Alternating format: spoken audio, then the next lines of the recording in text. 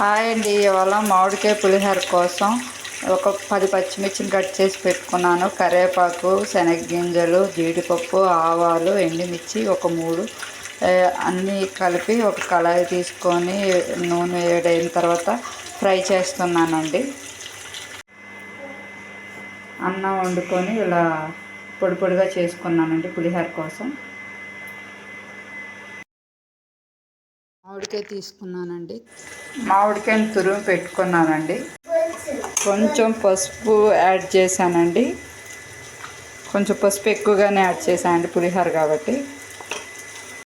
తగినంత ఉప్పు యాడ్ చేశానండి. కలిపానండి రైస్ని.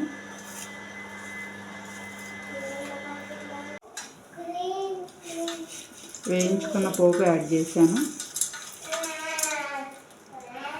తురిమిన మామిడికాయ కూడా యాడ్ చేశాను.